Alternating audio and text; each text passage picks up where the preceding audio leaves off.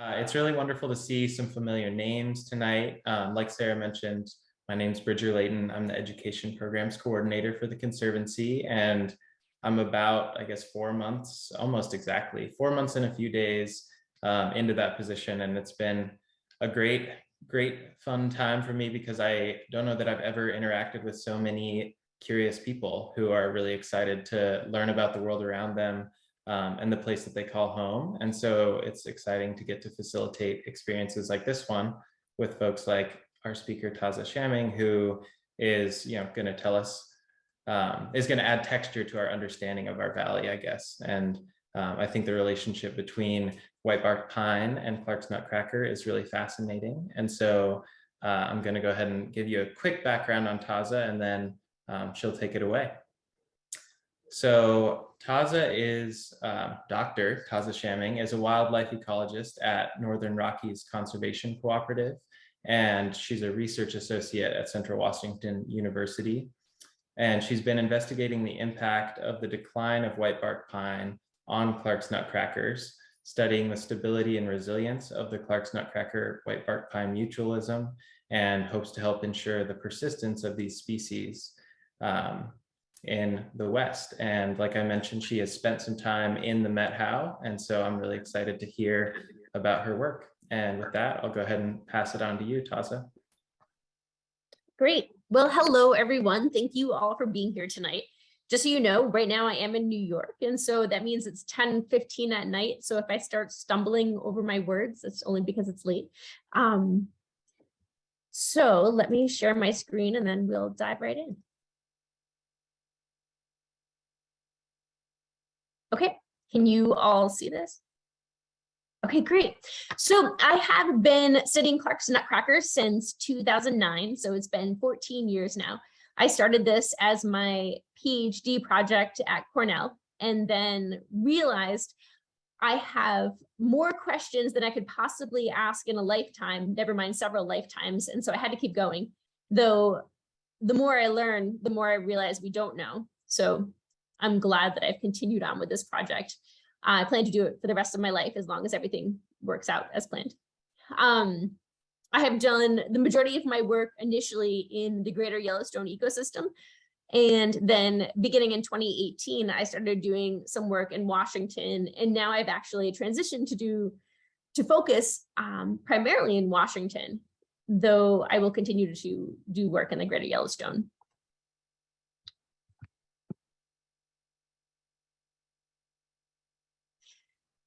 So I imagine all of you know Whitebark Pine and Clark's nutcrackers. After all, they do live in your backyard. But I'm not sure how much you know about this fascinating mutualism. It's a pretty incredible relationship between this bird and this tree.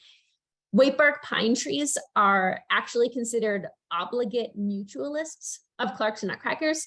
That basically means they completely depend on nutcrackers for reproduction, and therefore for the survival of their species. Whitebark pine seeds, whitebark pine cones don't open by themselves. They don't open from fire like lodgepole. They actually need an animal to open the scales of the cones, remove the seeds, and then disperse them in order for the seeds to be dispersed and for germination to occur. And the only animal that efficiently does this is Clark's nutcrackers. Many other species eat the seeds, but to our knowledge, none of these other species will move the seeds around whole and viable, and which allows for reproduction. Other than the red squirrel, but the red squirrels pile the seeds up in large piles called middens, where perhaps occasionally a tree will grow, but usually the area is too acidic for the trees to grow. So this tree completely depends on this bird for survival.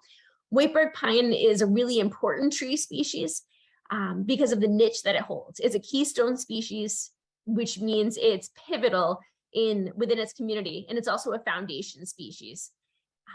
This tree is really important, one, because of all the food it provides for many animals, for birds, for bears. I know grizzlies, particularly in greater Yellowstone, are very intimately linked to these trees. I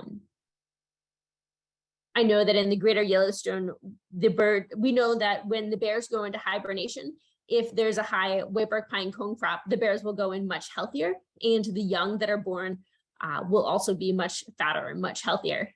We also know that when the whitebark pine cone crop is high in the Yellowstone area, the bears will stay up at those higher elevations. And in those years, there's a lot less problem bears, which means there's a lot less mortality of bears. There are a lot less issues. So these seeds are really important to birds, bears, squirrels, many other creatures. But these are also nurse trees after a disturbance, such as a wildfire or a avalanche. These trees are often the first to grow. They're able to get to these harsh landscapes, such as after a fire, because the nutcrackers will transport the seeds there. But then they're also able to actually grow in these harsh areas where there's not much life. And then once the whitebark pines grow up, other species are able to grow underneath them. These trees are also really important for our watershed. And as you all know, water is such a pivotal issue right now out in the Western US. And we know that in places where whitebark pine has disappeared, the snow melts much faster at the higher elevations, and this will lead to spring flooding and then summer droughts. So in places where the whitebark pine is, there's less spring flooding and less likelihood of summer droughts hitting us quickly.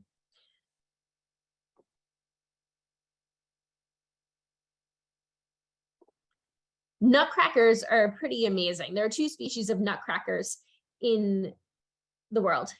There's the Siberian nutcrackers, the Eurasian nutcrackers, which live in Eurasia. And then there are the Clark's nutcrackers, which live here in North America.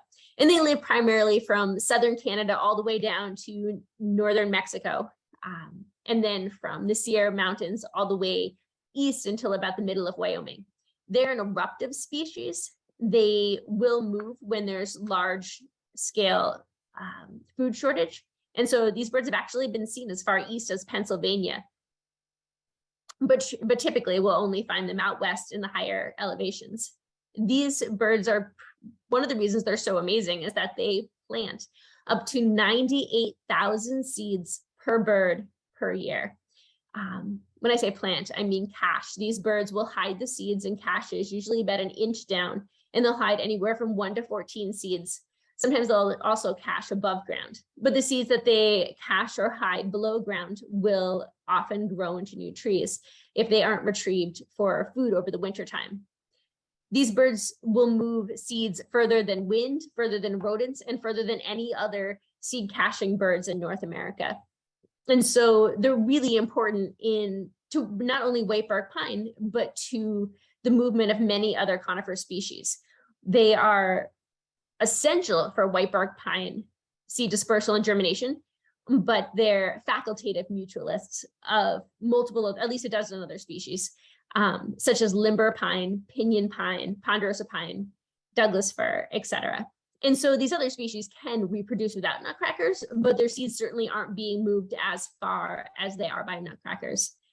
And these birds will move seeds up and down elevation. They'll move them into recently disturbed areas, and they'll also move them up and down in latitude. And so they're particularly important now with changing ecosystems, everything from climate change to habitat disturbance. These birds are really helping spread the genetics of the trees around and just move trees into places where they may not otherwise have survived, may not have previously survived, but where they will survive in the future. And these birds will also move seeds really far. Teresa Lorenz found during her master's work in the Cascades that nutcrackers would travel away from their home ranges, which are the hatched polygons that you can see on this map. They would move out of their home ranges up to 32.6 kilometers away to harvest seeds and then bring those seeds back to their home ranges.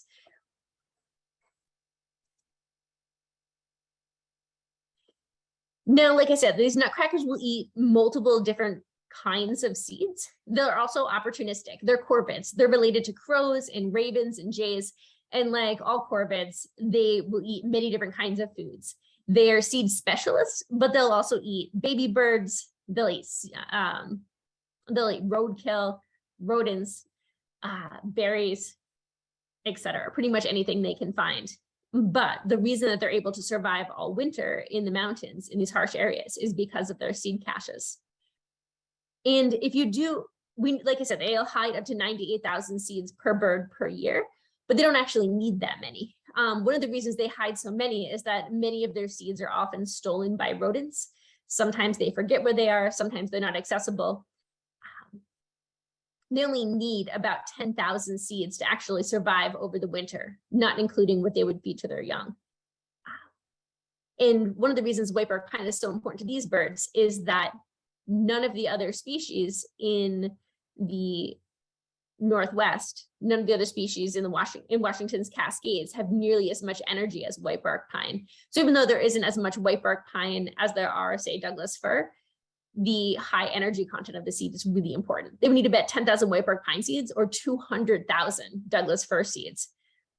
In the Yellowstone area, where I did most of my original work, I kept trying to make a model, or I kept working on a model, trying to figure out when nutcrackers would abandon whitebark pine, like what the threshold would be.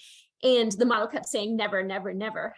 And I think that it wasn't that I was necessarily making a mistake in the modeling. It was just that because these whitebark pine seeds are so important, the birds will find them even if there are very few on the landscape, which is promising because whitebark pine is declining so quickly. Whitebark pine is declining really quickly for multiple reasons. These are actually pictures that I took in the Greater Yellowstone. All of the red trees I took from an airplane in the first year of my work, and that was in the middle of the mountain pine beetle epidemic. The mountain pine beetle epidemic in most of the areas out west has slowed, but in some places that's just because the beetles have killed every single large tree.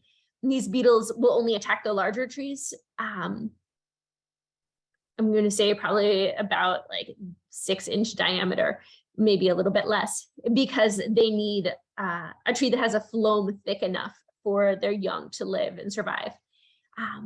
But the mountain pine beetles have come in and just decimated entire mountainsides and killed all of the large trees in many areas. The picture with the gray trees in the upper right-hand corner is trees that were killed a few years previously. So the mountain pine beetles are native. They did evolve with lodgepole pines and other species at lower elevations in North America, but they have typically stayed at lower elevations and not moved as high as the whitebark pine trees. So the whitebark pines do not have any evolved defenses against these beetles. So not only are the beetles moving higher, moving into whitebark pine, which isn't accustomed to them, but the beetles are also often having 2 sets of young in this year, and not as many are dying from deep freezes in the fall because there are fewer deep freezes, all because of the change in climate these past 20 years. Other than beetles, there's also blister rust, and that is an introduced exotic fungus that was accidentally introduced into the Vancouver area in the early 1900s. And it's a fungus that attacks all 5-needled pines, and it has basically spread like wildfire. There are places in the whitebark pine range where over 90% of the whitebark pine trees are infected. Now, 5% of whitebark pines are resistant to blister rust. And so there's a lot of work being done where people are going out and collecting seeds from blister rust resistant trees and raising the seedlings and then replanting them. And something I'm sure you're all intimately aware of right now is the problem with wildfires. Part of the problem, and one of the reasons that wildfires has impacted whitebark pine, is fire suppression these past 100 years has allowed many of the whitebark pine competitors to grow up, like firs and spruces, creating a much more homogeneous landscape in places where it had typically traditionally been a patchwork with a little bit of fire and a little bit of whitebark growing up, a little bit of spruce, a little bit of firs. And then now the issue is that there are these large scale, high intensity fires coming through and killing all of these trees, including many whitebark pines that are hundreds of years old. These trees can live over 1,000 years. And then of course, just like every other species on Earth, these trees are being impacted by the change in climate.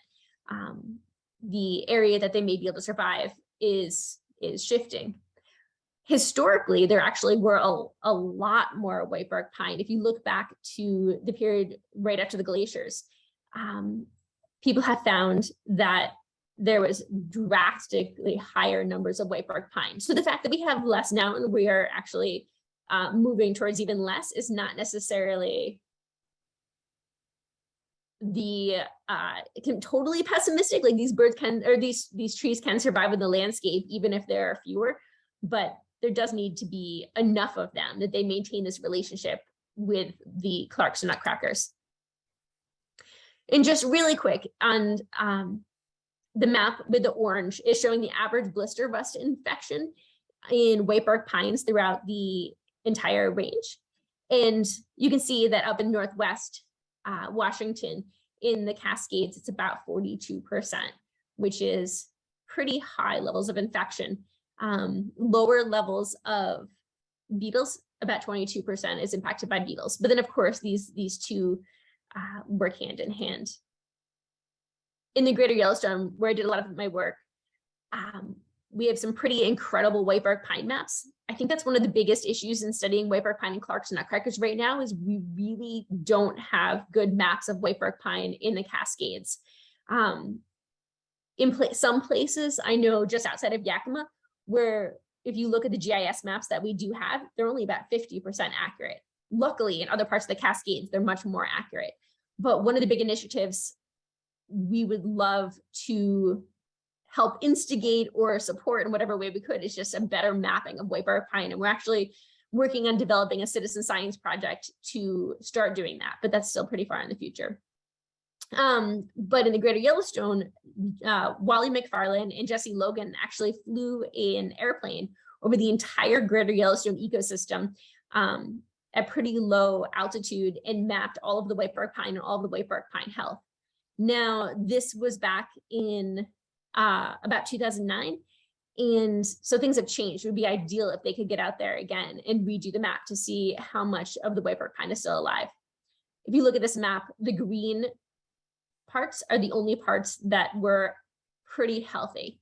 And I know I've been in many of those parts since this time, and a lot of those areas have some pretty serious blister rust infection now. And so there would be a huge number of cascading effects if the number of these trees does continue to decline, or if the number of nutcrackers declines and then there's less potential for whitebark pine reproduction. Everything from the bears to the watershed, as I explained before. Now, people are putting a lot of time and effort and energy and money into restoring the whitebark pine trees, and there's a lot of interest in Clark's nutcrackers because of this. Whitebark pine trees are currently a candidate on the endangered species list. They're considered warranted but precluded. Warranted, basically, the experts in the Fish and Wildlife Department have said yes, they deserve to be in the endangered species list. However, they're precluded because other species have taken precedence to date. Now, I keep hearing that a verdict as to whether or not they will officially be considered threatened or not is pending any time now, but I've been hearing that for a long time, so I don't know when it will actually happen. But either way, people are out there collecting seeds, they're planting seedlings, they're replanting seedlings and seeds. They're going out and doing prescribed burns in some areas to decrease the competition, to decrease the other species in the area. And this is where my research comes in, is I'm trying to figure out what the nutcracker needs in order to persist and survive in these landscapes, like not just to directly manage the whitebark pine, but also to manage the nutcracker so that we can indirectly help the whitebark pine as well as the nutcracker itself. A lot of management typically assumes that the nutcracker will be there, ready to take back over once we help these whitebark pines a little bit. But as we all know, we should never assume anything. So the main point of my research these last 14 years is trying to figure out how whitebark pine decline is impacting Clark's nutcrackers. Overall, broadly, I'm trying to figure out how the decline of whitebark pine is impacting nutcracker behavior and population status. And whether or not, and the reason is because if whitebark pine declines, it could lead to fewer nutcrackers, which would then lead to fewer whitebark pines, and it would turn into this positive feedback loop. Now, we know virtually nothing about the population status, and all of the work I've done so far, we still only have a glimpse of what's happening. The only actual data we have on nutcracker population is from Chris Ray from Institute for Bird Populations. Ray et al. Study in 2017. She did find that in Mount Rainier National Park, nutcrackers are in decline. However, we're not able to get a good sense of nutcracker population from the typical ways, from breeding bird surveys or these Christmas bird counts or other large-scale citizen science efforts, which we tend to use in order to capture population stability measures and to figure out whether populations are stable or increasing or decreasing. And part of the reason is that these birds are eruptive. They'll move across the landscape and they'll move in accordance with food. And so we can't just necessarily go out to the same place year after year and have a good understanding of what these birds are doing. Plus, they don't typically call. Like if you go to a house wren breeding site during breeding season, if there's a house wren there, it will be calling. Nutcrackers aren't like that. They're really hard to survey. So that is one of the big questions I've been trying to better understand, is what are the best types of surveys to use. I'll talk a little bit about our automatic recording devices soon. But my main question is, how stable and resilient is this mutualism? And I'm trying to get at that by looking at breeding ecology, home range size, because the amount of area they use impacts how much the size of the area we should be looking at and protecting. Seasonal habitat selection, which habitats are these birds choosing when they have a choice? What are they actually using? Their foraging ecology, what are they eating? And then their emigration dispersal behavior. When they do leave an area, where do they go and do they come back? And then I want to use all this information to help develop management strategies. I'm constantly talking with and working with managers to try to figure out what I can give them to help them in their work. So I'm not just trying to come up with this life history, which is fascinating and which we want to know, but I'm also trying to directly use that information to come up with strategies that will help managers do a better job of what they're trying to do.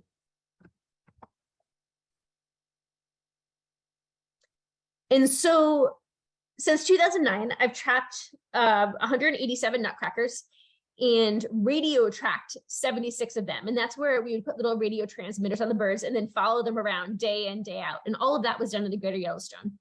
And then in the Greater Yellowstone, I also carried out we, myself and my interns, carried out over 3,000 occupancy surveys. This map shows all the occupancy surveys stretching all the way from the northern Greater Yellowstone to the south. And then more recently, I realized I couldn't run up and down mountains for 8 months a year when I was writing my dissertation, and then once we had our little girl. And so I have shifted to start satellite tracking birds, which is exciting because when we were radio tracking and the birds disappeared, we wouldn't know if they had moved to the next mountain range or if they had gone to Canada. So with the radio tracking, we're able to figure out who the birds were with, what they were eating, what microhabitats they were using, if they were breeding, and then if they bred, like how many babies they had, et cetera. But with the satellite tags, we can't find out that fine scale data, but we can see how they move across the landscape. Also, most recently, on top of the satellite tracking, beginning in 2020, which was a crazy year to start our new project, but we started before COVID hit. I have been collaborating with Teresa Lorenz, who had done her master's on nutcrackers in the Cascades many years ago, and who now is with the Forest Service, as well as Allison Scoville at Central Washington University, to put out ARUs, these automatic recording units, which is really cool technology. It's basically putting these little tiny boxes up in trees that constantly record sound from 4 in the morning till 10 at night. And now we figured out how to retrofit the batteries so we can keep them going for 8 months. We can keep them going all winter. So we put these monitors out. We started with 12 in 2020, and we did 32 last year and 30 this year. We had to discard 2 of the sites because of accessibility. And then we're hoping to maintain these monitors at least these 30 sites, eventually expanding through more of the Cascades over the next several years. And with these monitors, we're able to pick up nutcracker calls every day, all day long. And then we can figure out presence absence per day and compare that to all of these different habitat variables: presence of whitebark pine, presence of cones, amount of whitebark pine in the landscape. Now, one of the issues that we've run into is that you can see this crispy critter, this little burned SD card in the lower right-hand corner. We've actually lost several of our monitors to fire. But even that SD card from the burned monitor, we were able to get data off of it, which was pretty cool. We're still working on interpreting that data. We haven't yet built an automatic detector, so we only have full data that we've been playing with from the first year, where one of our amazing undergrads went through every single day to figure out if a nutcracker was calling or not. So the other piece of our research is citizen science. And Anya Tyson, one of my first interns, who was absolutely incredible, started this work for her master's after I had worked with her, in which she worked with Knoll students to go out and document nutcrackers. And we're hoping to continue this with the ARUs, with those automatic recording units in the Cascades in the next few years. COVID had us put this on the back burner, which is fine. We have plenty of other things to keep us occupied at the moment, but stay tuned, because we will be looking for volunteers to adopt a whitebark pine stand and put at these units at some point in the next few years. So just to give you a glimpse of the field work that I do, for the first 5 years, I was out there, like I said, up to 8 months a year. I was beginning the first week of January. I usually go back to campus and Cornell in the fall. And now I'm primarily home with my little girl, putting her on and off the school bus and working on statistics while I have field techs do the amazing work out there. But I'm still coming out to satellite tag and trap. I know a few of you who are on right now were gracious enough to let me come trap in your yards. These are some of my interns who, on their very first day of work this year, it was negative 20 degrees Fahrenheit, and they stayed with me, which was pretty incredible. I found that the easiest time to trap the birds is when it's really cold, because I trap the birds by hanging suet up in trees and waiting for the birds to come in. And then I drop the suet onto the ground, set up a bow net, which is this big circular net that I fold in half. And then basically put the suet on the ground, set up the bow net, and sit about 30 feet away holding a string that's attached to the net. So when the birds come down, land on the suet, I pull the string, the net flips over. Now, when it's really cold and there's lots of snow and there isn't a lot of food available other than those cache seeds, these birds love the suet. As soon as it gets warm and there are plenty of insects around, they're much happier just to eat insects. So this is a picture of when I was out radio tracking. You can see where I started the day, way down below in the valley. When I was radio tracking, we would follow the birds wherever they went. If they flew up the mountain, we would walk up the mountain. If they flew back down, we'd walk back down. If we heard them in the distance and couldn't get to them, we'd go as far as we could. And then the next day, try again. There were times when birds disappeared, and we would go up in an airplane, primarily with Lisa Robertson, who's this amazing woman who volunteered her plane and her time to bring me up. And we would fly transects until we found the birds. And then we would hike out to figure out if they were alive and well, which most of them were. And then typically we would have to let them go if they're as far away as a day and a half, 3-day round trip. When we found nests, we would climb up to the nests and we would figure out how many eggs there were, how many young hatched. We would band the babies, and they would proceed to watch the babies with the parents for several months. The young are typically born in the early spring. One of the reasons these birds are so exciting is that they're able to breed long before the insects come out. They feed their young seeds. If insects are available, they'll feed them insects too, but they feed their young seeds, which allows them to have young when there are blizzards, it's cold, and it's snowy. Both the males and females have brood patches, which is often unusual for songbirds, so that they can take turns sitting on the eggs so they don't freeze. And then the young are able to stay with the adults all the way until the fall, when they have to start catching their own seeds. But we know very little about the breeding behavior of nutcrackers. We know as much as we know about typical tropical birds, even though these birds are in our backyard. And part of it is they breed in such remote areas in the middle of winter. So sometimes I'd be following these birds, and we would follow the signal and follow the signal, follow the signal, sometimes for days, and then end up finding, say, a mule deer or a bighorn mountain sheep with the same radio signal. And these past several years, I brought my daughter with me to the field. She started coming to the field with me when I was pregnant. And then she lived with us, my husband and dog and I, in a camper van for 5 months chasing birds. And then more recently, we've flown for shorter periods because now she's in school. It's a little trickier to travel for quite as long. So what have I learned? Well, one of the most exciting things that I've learned so far is correlation, not causation. But one of the things I found in the first 5 years of research, which are those really intensive years in the fields, which I hope to have again once my daughter goes to college. I found that in the 2 springs, the 2 breeding seasons following very low Whitebark pine cone crops, so following the 2009 and 2011 Whitebark pine cone crop, there was no breeding population-wide in the greater Yellowstone. Now, I had expected there to be fewer birds breeding, and I had expected there to be fewer eggs, but I didn't realize there would be no breeding. And we were able to pretty definitively show this, that there was no breeding, because we weren't finding nests, we weren't finding fledglings, we weren't trapping birds with brood patches. And when we were radio tagged, the years in which we radio tagged, when we followed the birds around, it would have been virtually impossible to miss nests if they had them. This does mean, this is not unusual for birds to go not breed population wide. Like, for example, the Galapagos finches won't breed population wide in years of widespread drought. But if your Whitebark pines is leading to fewer cones in more years, this could lead to the birds not breeding in more years, which could impact their overall population. There's a lot of what ifs there, but this is something we really should be studying to figure out how it affects the birds.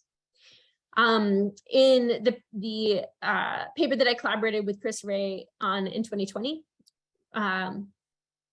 we found that in some places, like Mount Rainier National Park, as the Whitebark pine crown kill increases, the number of nutcrackers did decrease to 0. However, this is totally different than what we found in North Cascades National Park, where the crown kill remained about the same. However, the population of nutcrackers drastically increased and decreased, and there's no correlation. So in some places where we think what it is that where there are no alternative foods and where there isn't whitebark right outside the park, the amount of crown kill will drastically, increasing crown kill will drastically decrease nutcracker presence. But in places like North Cascades National Park, where there's lots of whitebark pine outside of the park, and there's lots of ponderosa pine, it doesn't have as much of an impact. Now, ignore all these words. I'm not going to go into too much depth here, but in looking at those over 3,000 occupancy surveys, one of the most important things I figured out is during the fall harvest season, when the birds have the potential to disperse seeds, when the seeds are mature, the only thing that seemed to impact and predict the presence of nutcrackers was whether or not there are whitebark pine cones available. Earlier research had found that the more cones there were, the more birds there were. But once I included a bunch of other variables and took detectability into account, it seemed to be pure presence of whitebark pine cones. And in some ways that makes sense. These birds will fly really far. We found with satellite tracking that they'll often travel 20 kilometers outside of their typical home range on any given day and any given month of the year, just to explore the landscape. So it makes sense that they're just out there looking, and if they see whitebark pine cones, they'll come down. We know that whitebark pines and nutcrackers have co-evolved. One of the ways that the trees have co-evolved is the majority of the cones are on the top of the tree. So when the birds fly over, it looks like a platter of food. They're really, really easily visible from the air.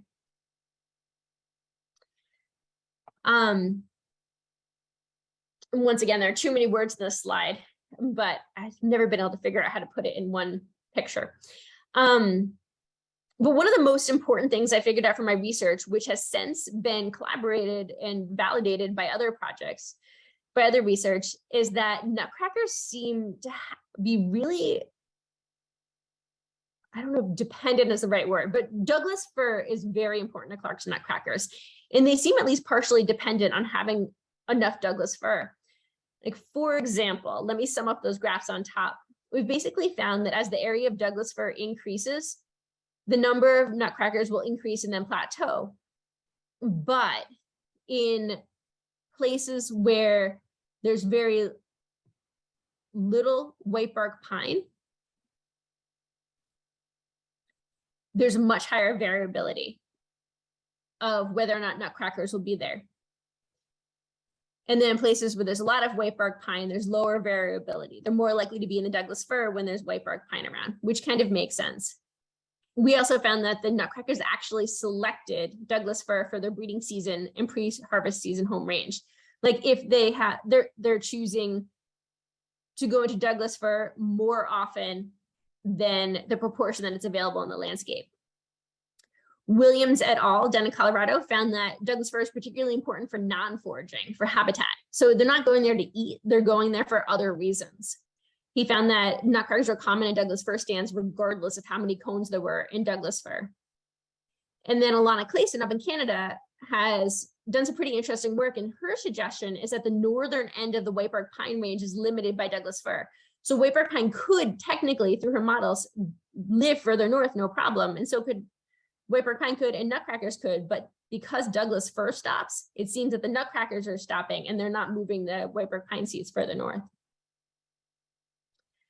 Now, we've only looked at the first year of the automatic recording unit data really thoroughly from the Cascades.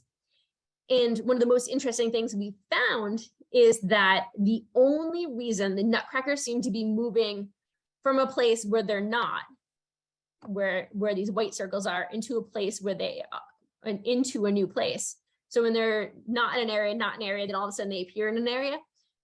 In that first year in 2020, we found that the only thing that would predict them moving into an area where they weren't previously is presence of Douglas fir in the landscape. Didn't seem to matter how much whitebark pine there was, didn't seem to matter whether or not there were even whitebark pine cones in the whitebark pine stands. What seemed to matter is whether or not there's Douglas fir surrounding the whitebark pine stands. So one of the big things we want to do with our data is eventually come up with these maps that we can hand managers to show them where we think it would be ideal to work on restoring and conserving whitebark pine. Like, here's these areas where there's a higher probability of nutcrackers. So if you go out and plant, there's a higher probability nutcrackers will be there to disperse the seeds. Or alternatively, these are the places where nutcrackers are unlikely to be. So if you want whitebark pine, you better plant them yourself. Nutcrackers aren't going to bring the seeds in. So some of the most exciting work, in my opinion, recently is what we found with satellite telemetry. This is the first satellite tagged nutcrackers out there. People had radio tagged prior to me, but nobody had satellite tagged. And some of the stuff we found is fascinating. We've only had 14 birds satellite tagged so far. I tagged 7 in the Greater Yellowstone and then 7 in the Methow Valley. In some of your backyards, thank you again, in 2018. I have 6 more tags in hand. I actually went out in 2020, March 2020. I drove west to put those tags on. And as you all know, March 2020 was a really bad time to be traveling. As I drove west, all of a sudden the world started to crash and burn. And this COVID thing that we'd heard about happening on the other side of the world was all of a sudden shutting in our country. So I turned around and went home really fast. And then I tried to come out in March this year. And people had seen nutcrackers in North Cascades National Park. And it was like the telephone game where we had been told that they were on the suet that we had put out. And when I got out there, it turned out that there had been some nutcrackers like in the area, but they hadn't actually come down to the bee, which was a little bit frustrating after driving across the country. I had still been nervous to fly at that point because of COVID, but it's okay. I have a much better understanding of the habitat in the area, and I will be back again this year. The nutcrackers last year just had a high whitebark pine cone crop available and then a really low snow year, as you probably remember. So they just had tons of food and it was easily accessible. And that probably explains why they weren't coming into the bait. This year, it's a low whitebark pine cone crop, and people are already seeing lots of nutcrackers coming in. So hopefully we'll bring them into our bait, no problem. And if not, I will be tapping into you guys to hopefully ask if I can come trap in your yard again. I'd really like to do it in the wilderness in North Cascades, but if I can't, I will be happy to do it in the Methow again. Regardless, I'm using satellite telemetry to look at seasonal home ranges and core use areas. Once again, with the satellite tags, we can see these longer distance movements. If a bird disappears, it could be on the other side of the mountain range. And if that's true, we really want to be able to take that into account when we're looking at home ranges. And then if they disappear and don't come back, we want to know how far they go and what they're doing when they're there, how long they stay. We can use these to figure out habitat selection and then develop resource selection function maps. So one of the most exciting things that I found is that in Wyoming, the 7 birds that I trapped in 1 year, all of those birds stayed for 1 winter. But the next winter, 5 of the 7 birds left the greater Yellowstone. 1 went to Montana and 4 went to Utah, up to 650 kilometers away. And then the next year, the Montana bird and then at least 3 of the 4 Utah birds. We don't know what happened to the 4th, it went offline, but at least 3 of the 4 Utah birds went back to Jackson. So this is exhibiting typical migratory behavior. And this happened in a year with a moderate cone crop. So it wasn't like they left because there was no food. They left in a time when there was plenty of food and then they came back. So if this is actually common, this is something we didn't know. So we have no idea if this is common, if it happens in other places. We do know that of the birds that I've tagged so far, the Methow Valley, they've all stayed in the general area for the longevity of the tag. One of those tags 4.5 years later is still transmitting and the bird is still in the same general area. The birds do tend to go offline. You can see those big white gaps in the middle of winter, and that's just a logistical issue. I'm going to skip over that because of time and just summarize that piece. So basically, we have found that these birds are using a much larger area than we had previously determined from radio tracking, which makes sense because when radio tracking, there's a bias in what signals you pick up. The birds are further away, you're not picking up the signal. And then we also found that in some ways, this relates, the size of the home range relates to cone crop. I'll just go back for a second. Like for example, during the Washington seed harvest season, when the seeds are mature, the birds have a bigger home range when there's a low cone crop, which seems intuitive, it seems to make sense. However, that same pattern didn't hold during the non-harvest season. For some reason, the birds had a biggest home range during a moderate cone crop the year before. Whether this is due to small sample size or something else that we don't understand yet, I don't know. But just to give you a sense of what we're seeing, this is one of the birds that we trapped in the Methow Valley. And each color in this main map is its home range during a different year and season combination. During a year and then either the harvest season when the seeds are mature or the non-harvest season, which is the rest of the year. And so you can see how this one bird stayed in the same general area, but shifted depending on the year and season. We do know that about 71% of the birds left when I was radio tracking in a year with a relatively high whitebark pine cone crop. And then 71% of the birds that were satellite tagged left in 2015 in a year with a moderate cone crop. We don't know where those radio tagged birds went because they were radio tagged. And once they went too far, we couldn't find them again. But the fact that these birds are moving during high cone crops shows there's something happening that we didn't expect. Back in the 50s, we had found out that these birds move in mass during low cone crops.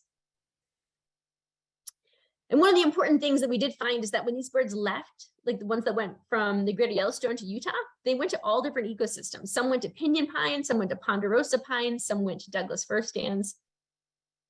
And basically just showing that what's happening in these faraway places is impacting what's happening in your backyards. Like what's happening in the greater Yellowstone is very intimately related to what's happening in these Utah environments. Now, like I said, none of the Washington birds have dispersed. They've all stayed in the same general location. And why is this? We don't know. But my theory is that part of it is there are ponderosa pines in Washington. In Washington, there's the ponderosa, the whitebark pine, and then the Douglas fir, whereas in the Greater Yellowstone, there's only the Douglas fir and then some limber pine and whitebark pine, and limber's dying for all the same reasons and is pretty small and patchy and sparse. So it could be the ponderosa pines. It also could be, going back to our conversation at the beginning of this talk, it could be that there are more feeders. There are a lot more people. This bottom graph is showing just the population in Eastern Washington increasing from the 70s until 2020, and the population is going up a lot. And we also know that a lot more people are feeding birds. So maybe more feeders is leading to more birds. I'm going to skip the habitat use as well. This is super preliminary data. This is what I'm working on this winter, trying to figure out what habitats these birds are selecting. But finally, just to end there, I want to emphasize how much the decisions we're making, and you all know this, but how much the decisions we're making in our everyday lives are impacting the rest of the world. These whitebark pine trees live on high mountains in pretty rugged, roadless areas that are hard to get to on foot, often impossible to get to otherwise. And yet they're dying from reasons like the mountain pine beetle, which has moved because of global warming, because of global climate change, and because of an introduced species, blister rust. And the decisions we're making, like I said, in our own backyards, in our own homes, are impacting not only these trees and these birds, but everything else around us. There are a ton of people to thank, and lots of funding over the years. Most of my funding has come from small grants, with a few bigger ones thrown in, for which I'm very grateful. But this is often a bare bones project. We're just skimming by some years, and then other years we have more flexibility to hire more interns. But this wouldn't have happened without the help of heaps of people in different organizations. And with that, I believe I have some time for questions. Nobody stopped me from talking, so hopefully I didn't go too far over. No, excellent. I'm just going to get my video turned back on here. And if you want to stop sharing your screen. Sure. Maybe. And maybe we'll revisit a couple slides, but that way everybody will see you in all your glory for the recording. So we didn't have a ton of questions come in, but we had a few good ones. Maybe I'll start with, there was someone who mentioned that they missed some of the relationship between the nutcrackers and the Douglas fir, and the question of like why they like Douglas fir if it sounded like they're not eating it, correct? But they are nesting there. So there's a couple of things here. Douglas fir seeds are really tiny. I know I mentioned that it's the same number of calories for 10,000 whitebark pine seeds as 200,000 Douglas fir seeds. But with that said, I know in the Greater Yellowstone, I would see nutcrackers eating a lot of Douglas fir seeds throughout the winter and into the spring off of the trees. Whitebark pine seeds are all harvested until they're 100% gone. Where you go up to the whitebark pine stands right now, you don't see a single seed anywhere. Whereas the Douglas fir, there's so many Douglas firs and there are so many seeds on the trees that there are just cones available most years for a long time. So it's a much steadier resource. So the birds do eat the seeds, but it also seems from the work I've done and then from Tyler Williams's work that they really seem to prefer the Douglas fir habitat compared to other habitats as well. So it could be something to do with the structure. It could be that's a little bit lower in elevation, so a little bit more protected. We know these birds move so far, they could go eat one place and then go back to the Douglas fir because for some reason that's a better habitat to live in. So yeah, the question of movement maybe leads to my next question, which is, it sounds like there was an assumption that the whitebark, that despite the mutualism between the whitebark pine and the Clark's nutcracker, that the nutcracker would kind of always be there if the pine returned. And it sounds like that was one of the questions that you were motivated to push on. And so I'm curious, why were you the one who was like, I'm flagging this, we need to figure out if this will affect the bird as well. Are you basically saying, why has that not been studied previously? Well, I think the assumption, it's hard to do it all. And the assumption is that the birds will still be available. And people just hadn't necessarily had time to figure that out. But I think part of it is these birds also live in really harsh, rugged landscapes that are hard to get to. It's hard to follow them around in these roadless areas up until we had the technology, until the radio tags and then now satellite tags small enough to use. It wasn't really possible to follow them around. You can't just go out and color band the birds and then see them over and over again because they move so far. So we needed the technology to be able to answer some of these questions. And then it's hard. I was often out there in negative 20-degree weather on skis day in, day out. Like, it's pretty harsh conditions. And it's also during the academic year, which is when a lot of people are not out in the field. So I think a lot of it's logistics. Like, people wanted the answers, but getting those answers has taken a lot of blood, sweat, and tears and money that wasn't always available or was being used for other things. We have a question that is mentioning that there's a project somewhere on Mount Rainier finding whitebark pines that have a natural resistance to blister rust. Are you connected with that team? Are you familiar with that? And can you shed a little light for the folks who aren't familiar? Sure. About 5% of whitebark pine trees are blister rust resistant. So actually across the entire whitebark pine range, that is one of the primary management goals, is to find these individual trees, which they call plus trees, and protect them. Find them, protect them from fires, protect them from mountain pine beetles. You can put like pheromone patches on trees to keep the beetles away. Basically, the pheromone patches say like this tree's taken, and so the beetles don't attack.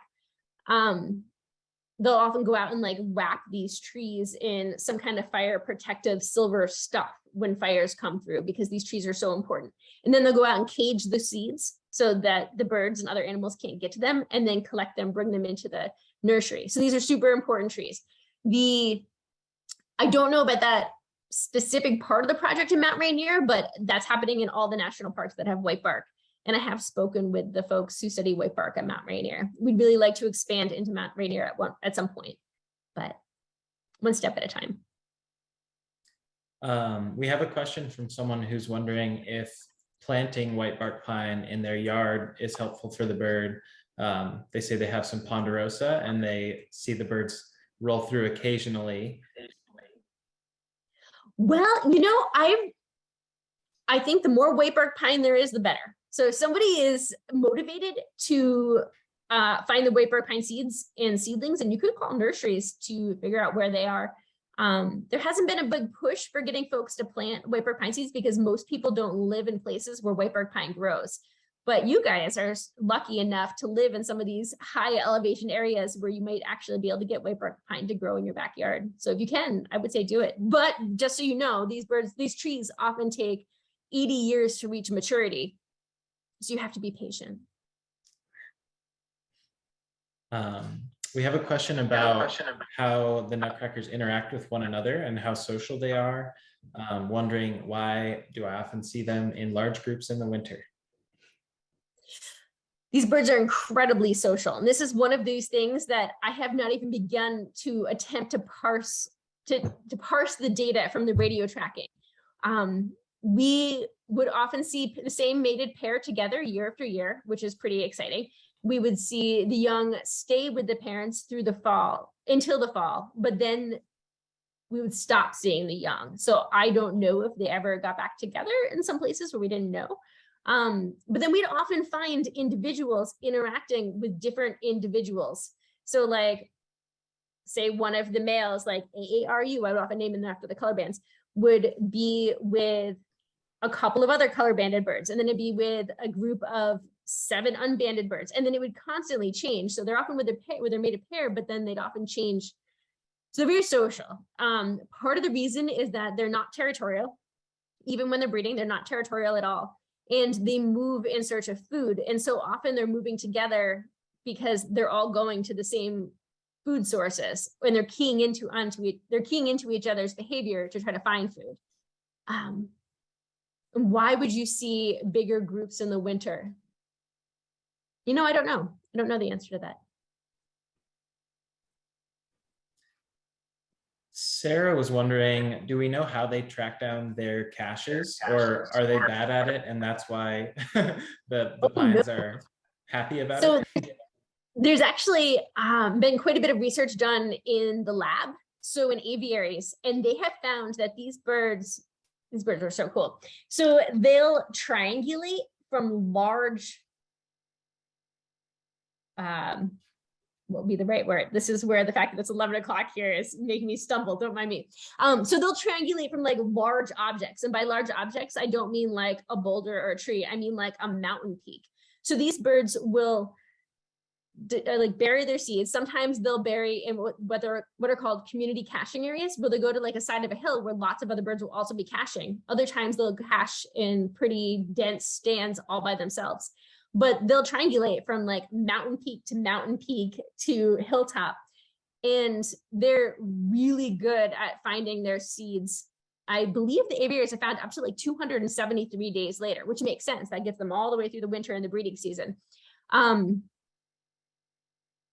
I've found in the wintertime, I've seen nutcrackers fly to a spot, land on the ground, burrow underground 7 inches through the snow at an angle, pop right back out with a whitebark pine seed, shell it, eat it, and disappear. So these birds know where the seeds are, but the rodents are pretty huge secondary dispersers of the seeds. They'll often steal the seeds and move them, even if they only move them a few feet away. By the time they do that, the nutcrackers can't find them. The aviary studies have shown that they can't find them from smell, like they find them purely from memory. And then other seeds rot, or they're inaccessible for one reason or another. Maybe they're covered with snow for so long, then the birds can't dig down, and then next thing you know, there are insects available, and so they have other things to eat. Wow, that is incredible. I think maybe last question here. There are a bunch of folks, I'm sure, that are interested in the one line in your presentation where you said, stay tuned for citizen science. What can you tell us the best way to stay tuned, and remind us the timeline for when people might be able to get involved? Yes, absolutely. If you want to send me an email, my email, I still use my Gmail, even though it's not as formal and official, but tazashaming@gmail.com. And you send me an email, I will put you on the list. And so when we expand, or hopefully over the next year, if funding is in place, we'll start working with just a few volunteers to basically go through some trial and error to figure out how to make a few things work. There's just so much troubleshooting to figure out with these ARUs and with the habitat surveys. And so we're dialing all those pieces in. So we hope to first just start working with a few volunteers to make sure we have everything streamlined. And then hopefully within the next like 3 to 4 years, we'll be expanding quite significantly. This all depends on the fact that COVID doesn't come roaring back or something, and that we're able to get funding from our transmitters. But it should happen within the next 3 or 4 years.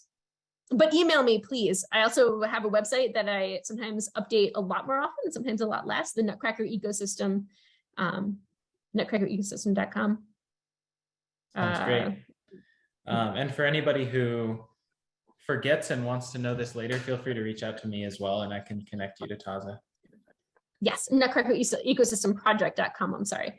But yes, yeah, please email me or reach out to Bridger. And I would love to keep any of you who are interested updated as papers come out and other results come in. Awesome. Well, thank you so much for sharing all of your knowledge and your experience. And I'm glad that you're going to be back in our backyard soon enough, and that we might be able to continue to be involved with your project. So. Well, thank you for inviting me. And thanks to everyone for joining. Fun to see all your faces as tiny little boxes on a screen. It's almost nostalgic.